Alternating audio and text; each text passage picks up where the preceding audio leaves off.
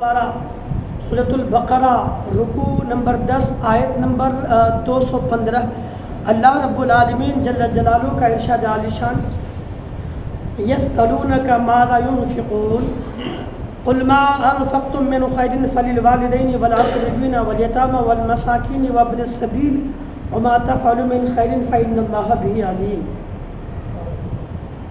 آج 10 رمضان ہے، آج تاریخ ہے جناب حضرت سیدتنا خدیجۃ الکبریٰ رضی اللہ تعالی عنہا کی تاریخ وصال، ام المومنین، امت کی ماں۔ میں انشاءاللہ 2-4 باتیں سیدتنا ام المومنین حضرت خدیجہ رضی اللہ تعالی عنہا کی مقدس بارگاہ میں خراجاً پیش کرنے کی سعادت بھی حاصل کر۔ پہلے قرآن کریم کی اس آیت مقدسہ کا مفہوم سماعت کر لیجیے۔ اللہ فرماتا ہے یسألونک ماذا ينفقون، یعنی آپ سے پوچھتے کہ کیا خرچہ کریں، کس پہ خرچہ کریں، کیا خرچہ کریں۔ حضور صلی اللہ علیہ وآلہ وسلم ایک صحابی تھے جناب حضرت عمر ابن جموح رضی اللہ تعالیٰ عنہ، نبی کے صحابی نبی کی بارگاہ میں آئے، آ کے عرض کی یا رسول اللہ علیہ السلام، میرا مال ہے تو میں کیا خرچ کروں اور کن پر خرچ کروں، کن کو دوں۔ خرچ کرنے کے حوالے سے پوچھا تو اللہ تبارک و تعالیٰ نے قرآن کریم کی اس آیت کو نازل فرما دی اور یہ بتا دیا کہ مصطفیٰ آپ فرما دیں، یہ جو آپ سے پوچھتے ہیں نا کہ کیا خرچ کرنا ہے اور کس پر خرچ کرنا ہے، اللہ نے فرمایا کہ آپ ان کو کہیے قل ما انفقتم من خیر فللوالدین، جو بھی تم خرچ کرو نیکی کے لیے، بھلائی کے لیے، تو فللوالدین والاقربین والیتامى والمساکین وابن السبیل، یہاں پہ 6 مصرف کا ذکر ہے، ایسے 6 لوگوں کا ذکر ہے جن پر اپنا مال خرچ کرنا چاہیے۔ قرآن کریم کی دوسری آیت ہے جس میں 8 کا بھی ذکر ہے، یہاں پر یہ 6 کا ہے نا۔ یہ 6 کون کون ہے؟ علماء فرماتے ہیں اس کا مطلب، اس کا مفہوم یہ کہ فللوالدین، نبی نے اپنے صحابی کو پیغام دیا، اپنے صحابی کے ذریعے سے قیامت تک کے مسلمانوں کو پیغام دیا۔ اللہ رب العالمین نے قیامت تک کے مسلمانوں کو سکھا دیا کہ تمہیں اپنا مال جو خرچ کرنا ہے کس پر خرچ کرنا ہے، کس لیے؟ نیکی کے لیے، من خیر، بھلائی کے لیے۔ پہلی ذات کون ہے؟ فللوالدین، ماں باپ ہے۔ رب تم کو مال دے، دولت دے، پیسہ دے، جتنی تمہاری حیثیت ہو تم خرچ کرو، پہلے کس کے لیے؟ ماں باپ پر خرچ کرو، ان کا خیال رکھو، ان کی خبرگیری کرو، جس حوالے سے بھی ہو اپنے ماں باپ پر خرچ کرو، اپنا پیسہ ماں باپ کو دو، ان کی دعائیں لو، ان کی دل جوئی کرو، ان کو خوش رکھو، ماں باپ پر خرچ کرو۔ اس کے بعد کس پر خرچ کرنا ہے؟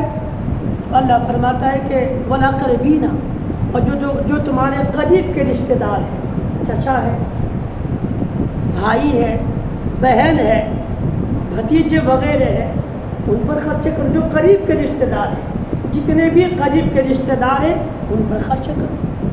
فللوالدین والاقربین والیتامى والمساکین، اور قریب کے رشتہ دار کے بعد یتیموں پر خرچ کرو، اور جو محتاج ہے ان پر خرچ کرو، وابن السبیل، اور جو مسافر ہیں ان پر خرچ کرو۔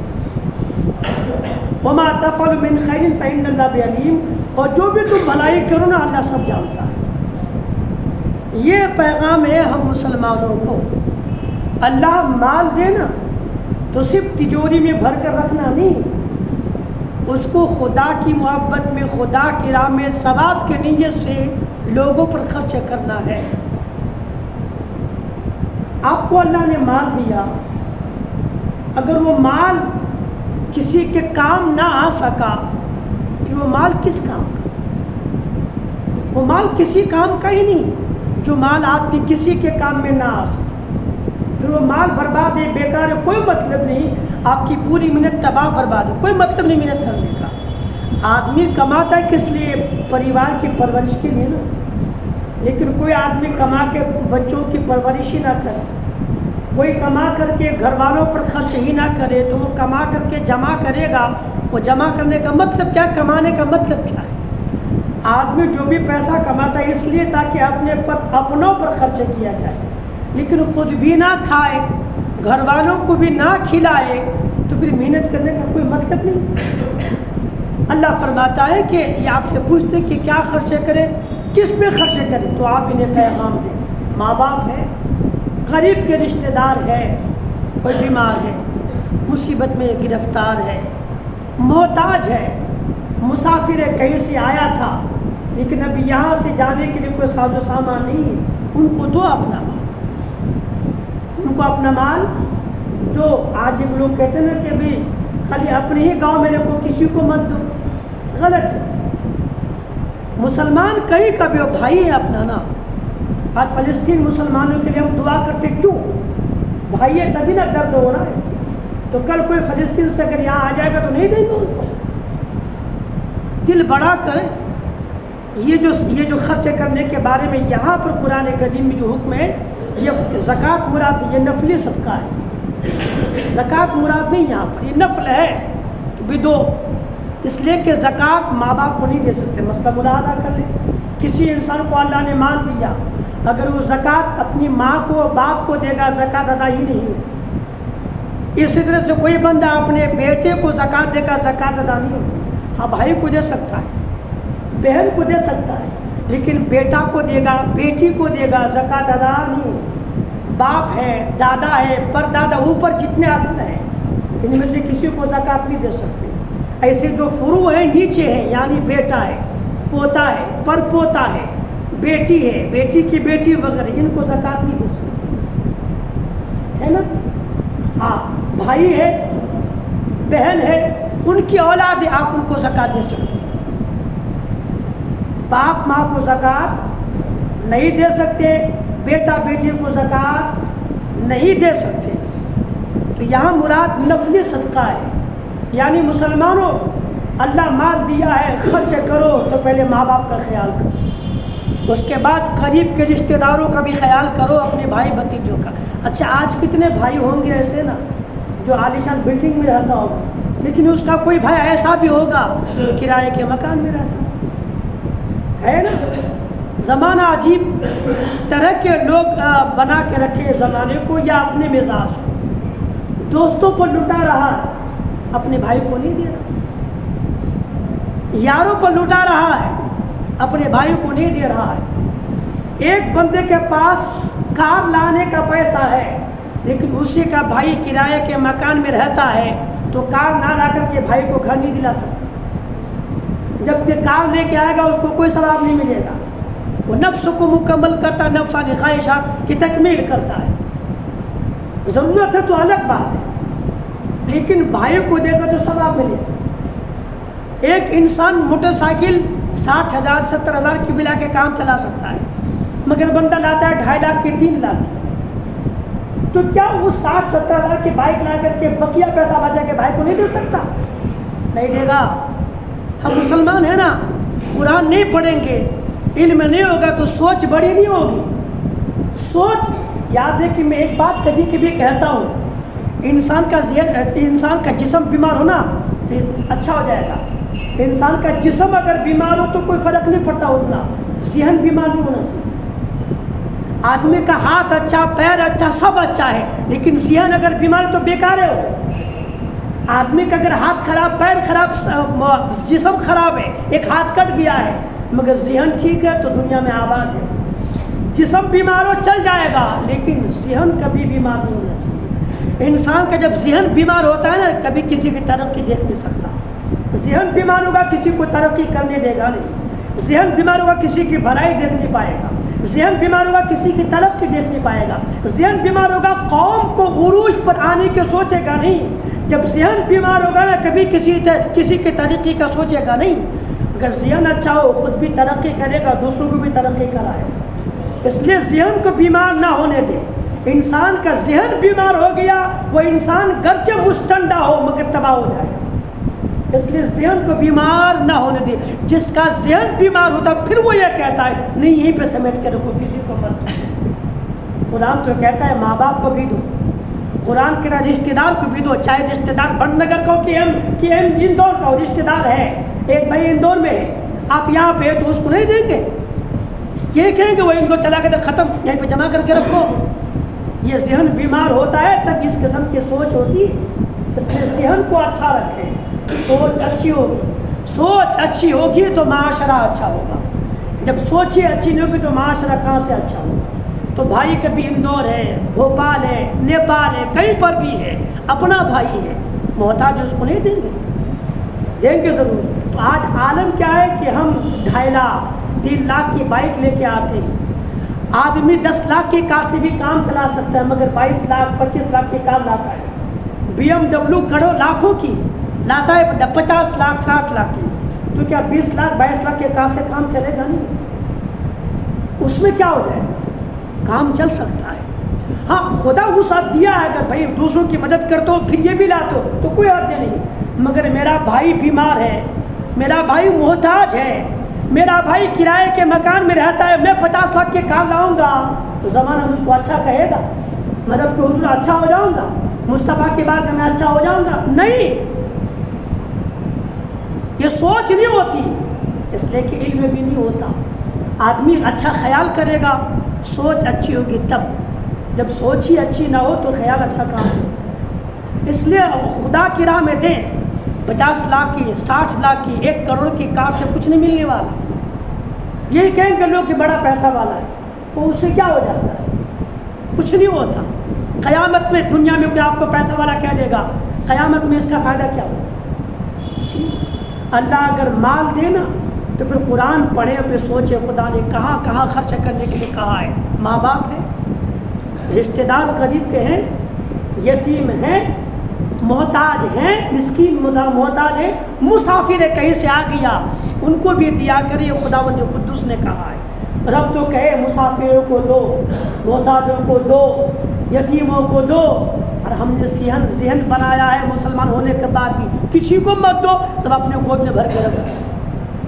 ہے مسلمان، اللہ رحم، اللہ مسلمانوں کو اچھی سوچ عطا فرمائے۔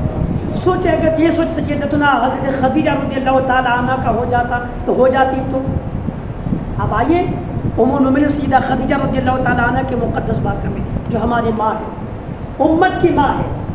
اللہ کے محبوب صلی اللہ علیہ وآلہ وسلم نے جب دین کی تبلیغ فرمائی نا تو سیدہ خدیجہ رضی اللہ تعالیٰ عنہ کے پاس جتنا مال تھا سارا مال نبی کو عطا فرمایا، نبی کو دی، سارا مال نبی کے قدم پہ قربان کر دی۔ یہ مال ہے، آپ جہاں چاہے لگائیں، جہاں چاہے خرچ کریں، دین کے نام پر آپ نے سارا مال حضور صلی اللہ علیہ وسلم کو دے دیا، دین کے نام پر۔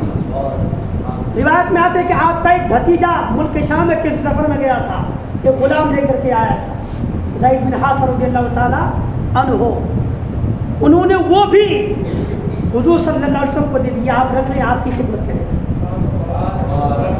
ام المؤمنین سیدہ خدیجہ رضی اللہ تعالیٰ عنہا نے قیامت تک مسلمانوں کو میسج دیا ہے، مال وہی کام کا ہے جو کسی کام آ سکے۔ جب کسی کام کا آ نہ سکے وہ مال کوئی بات، وہ مال ہی نہیں، وبال ہے، وہ مال وبال ہے جو مال کسی کام کا نہ آ سکے۔ اس لیے خدا نے مال دیا ہے تو دین کی اشاعت کے لیے، دین کی خدمت کے لیے، دین کی سربلندی کے لیے ان مالوں کو دین کے کام میں لگائیں۔ تو پھر جب یہ کام کریں گے تو پھر یہاں بھی بول بالا ہوگا، مرنے کے بعد بھی بول بالا ہوگا۔ ام المؤمنین سیدہ خدیجہ رضی اللہ عنہا بہت بڑی مالدار تھی، بہت مالدار تھی، 2 شادی ہو چکی تھی، دونوں شوہر انتقال کر چکے۔ اس کے بعد عرب کے بڑے بڑے رئیسوں نے آپ کو نکاح کا پیغام دیا، آپ نے ایک سے اپنے کسی کا قبول نہیں کیا، لیکن وہی سیدہ خدیجہ رضی اللہ تعالیٰ عنہا ام المؤمنین نے جب حضور کے اخلاق عظیمہ کو دیکھا، سرور دو جہاں صلی اللہ علیہ وسلم کے اطوار عظیمہ کو دیکھا، نبی کی شان دیکھی، اور پورے شہر مکہ میں یہ سنا کہ آپ کو ابھی سے امین کہا جا رہا ہے۔ آپ کے عظیم اخلاق کو دیکھا نا، اور ایک سفر میں آپ کو مال لے کے بھیجا بیٹا، وہ چاہتی تھی حضرت خدیجہ رضی اللہ عنہ بہت بڑی رئیس تھی، بہت مالدار تھی، بڑے بڑے مالداروں میں آپ کا نام آتا تھا، اور آپ کے مال دوسرے لوگ لے جاتے تھے۔ ملک شام کا سفر ہوتا تھا اس زمانے میں، یمن کا سفر ہوتا تھا، گرمی اور سردی میں 2 سفر ہوا کرتا تھا لوگ۔ اچھا عرب کی زمین تو پوری پتھریلی ہے نا، کھیتی باڑی تو ہوتی نہیں تھی، تو وہاں چلتا کیسا تھا، کاروبار کیسا ہوتا تھا؟ تو صرف تجارت پر ہوتا ہے وہاں۔ مکہ کے لوگ جاتے تھے تجارت کا قافلہ لے کر کے، سامان لے کر کے، کبھی یمن کبھی شام، اور جہاں بھی جاتے تھے لوگ عزت کی نگاہ سے دیکھتے تھے یہ لوگ حرم سے آئے ہوئے ہیں۔ تو آپ کا بھی مال جاتا تھا تجارت میں، لوگ لے جاتے تھے۔ آپ کا غلام تھا میسرہ رضی اللہ تعالیٰ عنہ، حضور وہ چاہتی تھی سیدہ خدیجہ رضی اللہ تعالیٰ عنہ کہ حضور میرے مال کو لے کر کے جائیں، لیکن پھر سوچتے پتہ نہیں قبول کرے نہ کرے۔ لیکن ایک وقت آیا جناب عبد المطلب نے خود مشورہ دیا کہ آپ سیدہ خدیجہ کے مال کو لے کر کے شام جائیں، ملک شام، اس لیے کہ بھی حالات تھوڑے ایسے ہیں جو تنگ ہے، آپ جائیں گے تو کچھ نہ کچھ ہوگا۔ یہی بات سیدہ خدیجہ رضی اللہ عنہ تک پہنچی نا، تو انہوں نے پیغام دیا سرور دو جہاں صلی اللہ علیہ وآلہ وسلم کو کہ آپ آئیں، میرا مال لے جائیں تو مجھے بڑا اچھا لگے گا، اوروں کو جتنا دے تو اس سے بڑھ کر کو آپ کو دیا جائے گا۔ سرکار گئے، مال لیا تجارت کا، چلے نا تو آپ نے اپنا غلام میسرہ کو ساتھ میں کر دیا، اور یہ کہا کہ اس سفر میں حضور کے جتنے اخلاق ہیں سب کو نظر میں رکھنا، پھر مجھے آ کے بتانا کہ شانیں کیسی کیسی ہیں۔ آئے نا ملک شام، وہاں آ کر کے ایک پیڑ کے نیچے بیٹھے، اس پیڑ میں نبی کے سوا کوئی، اس پیڑ کے نیچے نبی کے سوا کوئی نہیں بیٹھا، وہاں پہ ایک راہب رہتا تھا۔ جب اس نے دیکھا نا تو غلام میسرہ کو بلا کے پوچھا یہ کون ہے؟ تو بتایا کہ عرب کے مقدس خاندان سے ایک مقدس ذات، ابھی سے سارے مکہ کے لوگ ان کو امین کہتے ہیں۔ تو کہا تم نہیں جانتے، ہم نے توریت پڑھا ہے، انجیل پڑھا ہے، اس میں جو نشانی موجود ہے وہ یہی ہے کہ اس پیڑ کے نیچے نبی کے سوا کوئی نہیں بیٹھا ہے، یہ تو وہی شخصیت ہے، یہ تو وہی ذات ہے جو نبی آخر الزماں ہے۔ پھر تسلی کے لیے اس نے سرکار کے بارگاہ میں آ کے کہا کہ جتنی نشانی میں نے پڑھی تھی سب نے دیکھ لی، خالی ایک باقی ہے، اپنا کپڑا اتار دیجیے تاکہ وہ آخری نشانی دیکھ لیں۔ سرکار نے اپنے جسم سے کپڑے پاک کو علیحدہ کیا تو کندھے شریف میں جو آپ کے مور نبوت تھی وہ دیکھ لیا۔ تو کہا کاش جب آپ نبوت کا اعلان کر دیں اور میں اس وقت موجود ہوتا۔ اور پھر ایک روایت میں یہ بھی پوچھو، انہوں نے کہا تھا کہ میں گواہی دیتا ہوں اللہ کے سوا کوئی معبود نہیں اور آپ خدا کے آخری نبی ہیں۔ جناب میسرہ فرماتے کہ میں اس سفر میں رہا، دھوپ ہوتی تھی نا سرکار پر تو بادل سایہ کرتا تھا، فرشتے آ کے نبی کو سایہ کیا کرتے تھے، یہاں تک کہ اس ملک اس سفر میں اتنا منافع ہوا جو کبھی نہیں ہوا تھا۔ جب واپس قافلہ گیا، سرکار واپس مکہ کے قریب پہنچے تو جناب میسرہ نے خود کہا کہ آپ ہی پہلے جا کر کے خوشخبری دے دیں۔ تو آپ سواری پہ سوار ہو کے آگے بڑھے۔ اس وقت سیدہ خدیجہ رضی اللہ تعالیٰ عنہ ام المؤمنین اپنے گھر کے بالا خانہ میں تھی، وہ دیکھ رہی تھی کہ نبی آ رہے ہیں، ابھی نبوت کا اعلان کیا نہیں، سرکار آ رہے ہیں۔ تو کیا دیکھتی ہے کہ بادل، ایک روایت میں کہ فرشتے آپ پر دھوپ سے بچاؤ کے لیے سایہ کیے ہوئے ہیں، یہاں تک کہ آپ آئے تو پہلے تو آپ کو جانتی تھی اور مانتی تھی، آپ کے اوصاف حمیدہ کو سن چکی تھی، دل میں تو وہ محبت تھی ہی، وہ عظمت تو دل میں بیٹھی ہی تھی، مگر دیکھا تو مزید دل میں عظمتیں پیدا ہو گئی۔ پھر واپس کہ بھئی یہی بات حق ہے کہ یہ یوں ہی ہو گیا یا خدا کی طرف سے یہ بادل یا فرشتہ سایہ کر رہا ہے، اس کی تسلی کے لیے پھر کہا کہ غلام کو کہاں چھوڑے ہیں؟ نبی نے کہا پیچھے ہے۔ تو کہا کیا بہتر ہو کہ آپ ان کو بھی لے کے آ جائیں۔ نبی پہ سواری پہ سوار ہو پھر چلنے لگے نا، تو صرف دیکھنے کے لیے یہ واقعہ تھا یا یوں ہی ہو چکا تھا یا خدا کی طرف سے ہے۔ جب نبی چلے سواری پہ سوار ہو پھر کیا دیکھتی ہیں کہ فرشتہ یا بادل نبی پر سایہ کیا۔ اب یقین ہوگا کہ نہیں، یہ عظمت مصطفیٰ کریم صلی اللہ علیہ وآلہ وسلم کی شان دیکھی نا، تو جس خدیجہ رضی اللہ تعالیٰ عنہا کے نکاح کے لیے بڑے بڑے رئیس مالدار تمنا کرتے تھے کہ ہمارا پیغام ایکسپٹ کر لیا جائے، وہ سیدہ خدیجہ رضی اللہ عنہا نے خود نبی کے بارگاہ میں نکاح کا پیغام بھیجا تھا۔ نبی نے قبول کیا۔ سرکار جس وقت نکاح فرمایا اس وقت نبی کی عمر 25 سال کی تھی ہمارے آقا کی عمر کتنی تھی؟ 25 سال. اور سیدہ خدیجہ الکبریٰ رضی اللہ تعالیٰ عنہ کی عمر اس وقت 40 سال کی تھی. نکاح فرما دی. نکاح کے بعد پیغمبر اعظم صلی اللہ علیہ وسلم کا مسئلہ پھر وہی جو نبوت کے قریب کا زمانہ رہا. آپ غار ہرا جاتے تھے, جبل نور میں موسم دیکھ کر کے آئے, غار ہرا جاتے تھے, کھانا ساتھ مل جاتے تھے, ہے نا. پھر کچھ دن بعد پھر وہاں سے آتے تھے, پھر کھانا لے جاتے تھے, وہاں جا کر عبادت کرتے تھے جو بھی آپ ریاضت وغیرہ کرتے تھے. ایک مرتبہ سیدہ خدیجہ رضی اللہ عنہا خود کھانا لے کر کے غار ہرا میں گئی, تو جبریل امین وہی لے کر کے آئے اور نبی کے بارگاہ میں کہا یا رسول اللہ علیہ السلام سیدہ خدیجہ آ رہی ہیں, وہ ایک برتن لے آ رہی ہیں, اس میں کچھ کھانے پینے کے سامان ہیں, جب وہ آ جائے نا تو ان کو خدا کا سلام کہہ دیجیے, ان کو میرا بھی سلام کہہ دیجیے گا, اور انہیں مژدہ دیجیے خدا نے ان کے لیے جنت میں موتیوں کا محل بنا دیا. یہ سیدہ خدیجہ رضی اللہ تعالیٰ عنہ جب وہ آئی, نبی نے کہا کہ خدا نے آپ کو سلام کہا ہے, جبریل نے بھی آپ کو سلام کہا ہے. جو شان تھی آپ کی, آپ نے سلام کا کیا, اللہ السلام, اللہ السلام. خدا تو سلامت ہے, خدا تو سلام ہی ہے, ساری سلامتیاں خدا ہی سے سب کو ملا کرتی ہے. خدا کا نام بھی سلام ہے نا, اللہ ربنا انت السلام و منک السلام, وہی نہیں کر جو السلام ہے نا. تو خدا کا نام ہی سلام ہے. اور پھر کہا کہ وہ جبریل, اور جبریل پر بھی سلام ہو اور آپ پر بھی سلام ہو, ہے نا. پھر یہ پیغمبر اعظم صلی اللہ علیہ وسلم کی اس حدیث میں, یہ پیغام نے ہمیں آپ کو مزاج دیا کہ جو خدا کی راہ میں اپنا مال خرچ کر دیتی ہے, نبی پر جان نثار کر دیتی ہے, ان کے خدا کے نزدیک ان کا مقام کتنا بلند بالا ہوا کرتا ہے. وہ زمین پر ہوا کرتی ہے, خدا کا سلام آیا ہوا کرتا ہے. اللہ نے بڑا بلند و بالا مقام ہے. انہوں نے مال کو جمع کر کے نہیں رکھا تھا, بلکہ اپنا سارا مال نبی کو دے دیا. آپ اسلام کے تبلیغ کے لیے جہاں چاہیں آپ خرچ کر سکتے ہیں. ہمارے تک تھوڑی کی بس تجوری بھر بھر کے رکھ دیتے, اگر وہ رکھ دیتی تو اسلام کی خدمت کہاں سے ہوتی. اللہ حضور صلی اللہ علیہ وآلہ وسلم نے ان مالوں سے کتنے غلاموں کو خرید کے آزاد کیا. سرور دو جہاں صلی اللہ علیہ وسلم کی یہ عظیم شریک حیات, حضور کے ساری اولادیں انہی سے صرف ایک بیٹا کو چھوڑ کر, 4 بیٹیاں 2 بیٹا. سیدہ خدیجہ الکبریٰ رضی اللہ تعالی عنہا کے بطن اقدس سے ہی اولادیں ہوئی. اور مقام کتنا, عظمت کتنی ہوگی.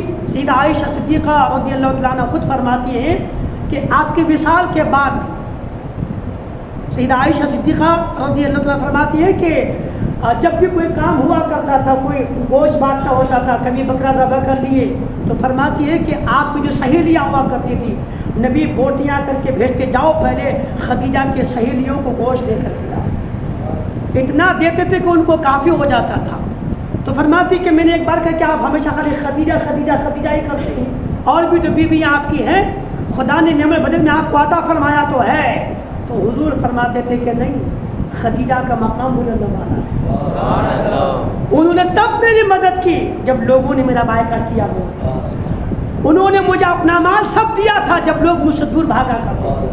حدیث پاک کا مفہوم, نبی فرماتے ہیں کہ وہ ساری اولاد خدا نے مجھ کو انہی کے وطن سے عطا فرمائی ہے. ان کا مقام بلند و بالا ہے, وہ بڑی نیک ہے. ان کا مقام کیسے, ان کے مقام کے برابری کہاں سے ہو سکتی ہے. ان کی شان بلند و بالا ہے. نبی کونین صلی اللہ علیہ وسلم آپ کے وصال کے بعد یا آپ کے سہیلیوں کے ساتھ وہ سلوک کرتے تھے کہ آپ, سیدہ عائشہ فرماتی میں رشک کرتی تھی کہ خدا نے کیا مقام دیا ہے کہ موجود ہے, جیتے تھی تو ہے محبت, لیکن وصال کے بعد بھی آپ ان سے محبت جتنی تھی اس کا اظہار کیا کرتے تھے کہ خدا نے مجھ کو ایسی بیوی عطا فرمائی. ان کا مقام بلند و بالا ہے, ان کا رتبہ بلند و بالا ہے. شہر مکہ میں آپ کا مقام تھا, عزتیں بڑی بلند و بالا ہے, لیکن مال نبی کے قدموں پر نثار کر دیا دین کی خدمت کے لیے. اللہ رب العالمین ہم سب کو بھی دین کی تبلیغ کے لیے, خدمت دین کے لیے اپنے مالوں کو خدا کی راہ میں خرچ کرنے کی سعادت عطا فرمائے. سیدہ خدیجہ الکبریٰ رضی اللہ تعالیٰ عنہ کا مقام بلند و بالا ہے. 65 سال کی عمر میں جب حضور نے نبوت کا اعلان کیا, نبوت کے اعلان کا 10واں سال تھا کہ سیدہ خدیجہ الکبریٰ رضی اللہ تعالیٰ عنہ کا وصال ہو گیا. آپ نے اپنے ہاتھوں سے آپ کے جسم پاک کو قبر پاک میں رکھا. ہاں, آپ کی جنازے کی نماز نہیں پڑھی گئی اس لیے کہ اس جنازہ کا حکم اترا نہیں تھا. جنت المعلا مکہ شریف پر قبرستان ہے, وہیں پر آپ کا مزار مقدس ہے. امت کے سب سے پہلی ماں ام المؤمنین سیدہ خدیجہ کبریٰ رضی اللہ تعالیٰ ہماری ماں ہے، ہماری ہزاروں ماں بھی ان کی ایک عظمت پہ قربان ہے، وہ امت کی ماں ہے، ان کی شان بڑی بلند و بالا ہے، انہوں نے بھی، ویسے تو آپ کی شان اتنی ہے کہ ہم کما آپ کو بیان نہیں کر سکتے اور اتنا وقت نہیں ہوتا کہ ان ساری باتوں کو پیش کیا جائے، بس اتنی سی بات کہ اتنا مال ہونے کے باوجود بھی آپ نے اپنے پاس کچھ بھی نہیں رکھا، سارا مال نبی کونی کے قدموں پر نثار کر دیا۔ قرآن پیغام ہے، یسألونک ماذا ينفقون قل ما انفقتم من خیر فللوالدین والاقربین والیتامى والمساکین وابن السبیل وما تفعلوا من خیر فإن اللہ بہ علیم۔ جو بھی تم خرچہ کرو گے بھلائی کے لیے اللہ سب جانتا ہے، اور جو تم خدا کے نام پہ خرچہ کرو گے وہ برباد نہیں ہوگا، خدا اس کا بدلہ آخرت میں عطا فرمائے گا۔ اللہ تعالی ہم کو اور تمام مسلمانوں کو سننے سے زیادہ